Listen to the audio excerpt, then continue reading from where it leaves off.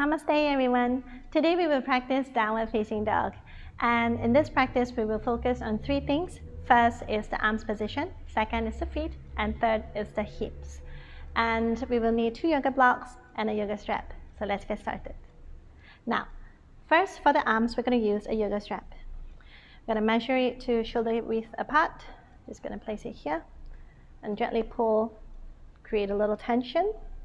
Okay, so once you got this correct, it's gonna loop it around the center of the forearms, and then again create a little tension here by spreading the shoulder blades wide. Okay. Now what I'm gonna do is pushing, let me just turn sideways. Now what I'm gonna do is pushing my arms forward, protracting my shoulders, my shoulder blades, and I'm gonna try to retract it first. And I'm going to protract again. So keeping this protraction, I'm going to turn my palms facing down and also keeping this little tension, pulling the strap apart very gently. And the next one is flexing the wrists. So I'm going to try to spread my fingers wide here to grip the mat, keeping the slight protection of my shoulder blades. Okay, now let's take a break here, relax. And then the next stage, again coming back to the first position, finding a slight protraction, flexing my wrists, palms facing forward, spread my fingers wide. Visualize that I'm clawing the mat with my fingers here. And then next I'm going to slowly lift my shoulders, lift my arms overhead, keeping my wrists flexed. And I'm going to tuck my chin slightly towards my, but not touching to the point of tension. And I'm going to try to lift and push my hands up towards the ceiling, squeezing my inner thighs, and create a little arch at my lower back here, if you can see. My rib bones are popping out a little bit, so I'm going to just wrap my rib bone in while lifting my hands, my arms up towards the ceiling even more. Squeezing my inner thighs and then slowly exhale, release. Now if you notice here, when you lift your arms overhead, the elbows, the triceps and the armpits are facing forward. So it's going to apply the same technique here in a downward facing dog. So let's come to a tabletop first. I'm going to gently pull the strap apart here, create a little tension. Let me step back a little bit. Create a little tension, spread my fingers wide, grip the mat. And I'm going to protract my shoulder blades, pushing the floor away as if I'm pushing my hands up towards the sky. Just keeping a little tension. And then find a little curve at my lower back, rib cage goes in. And then slowly lift my knees up and press my heels back and down.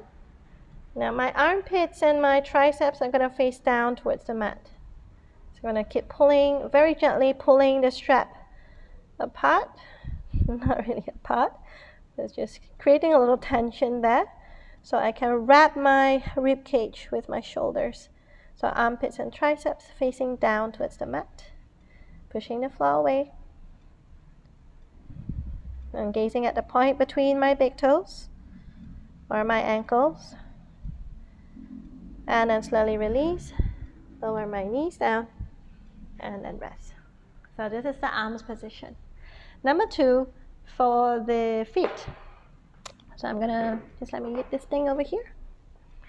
Okay, so for the feet, we will need 2 yoga blocks. This works well if your heels tend to pop up during downward facing dog, in a downward facing dog. So I'm just gonna place your heels up on the block, and then again imagine I'm not going to keep the strap around my arms the whole time, but I'm just going to imagine that it's there. So armpits and triceps facing down, pushing the mat away, gazing at the point between my ankles. So keep my heels on the block here. I'm just going to gently press my heels down, bend my knees. Continue by pushing the floor away with my hands. Now I want to bring my belly closer to my thighs first. And feel the weight on my heels to the point of lifting my toes off the mat. I'm just going to rest my toes again. And I'm going to try lifting my heels up, keeping my legs straight. Hands still pushing. Again, lower your heels down. And then lift the toes up. So working on the flexion of the ankles here. Just try one more time here. Press the heels down. Hands pushing. Toes up and down. Now if you find this exercise a little bit challenging, you can just keep your toes firmly on the ground. Keep the knees bent here. And stay for a while. And then slowly exhale. Lower your knees down. And then take a break. Okay. Now let's go for the third one. So I'm going to plant my palms, wrap my rib cage with my shoulders, armpits, triceps facing down, spread my shoulder blades wide, rest my heels on the block, bend my knees. I'm going to push the floor away, belly close to my thighs, pressing my thigh bones back. I'm going to try to lift my hips up towards the sky. So there's a feeling, there's a string, as if there's a string right here, lifting and pulling my hips up towards the ceiling. So I'm like a little rag doll here. So feel free to swing the hips side to side a little while to find a good comfortable space. Okay, and then again you can bend your knees, hands pushing, triceps, armpits facing down. A lot of things to take care of here, but we're going to just keep practicing until it becomes automatic. So pressing the heels down, lifting the hip bones high. So I'm going to try to straighten my legs here. Relax and oscillate the neck from time to time maybe to make sure that it's relaxed. And then slowly release, lower the knees down. Okay. And then finally we're going to try to do without the props. So again, set the base, reach out the palms, and then the feet. So I'm going to wrap it in. Lift up, heels high. I'm going to imagine there's a block underneath my heels, hands pushing, belly close to the thighs, gazing at the point between my ankles. I'm just going to take an inhale, stick my buttocks out a little bit, lifting my sit bones up towards the sky. And I'm going to try to exhale and lower my heels down. It's okay if your toes you can't lift the toes just yet.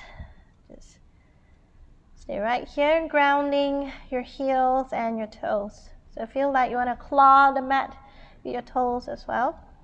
So find your gazing point to feel your palms and feet here.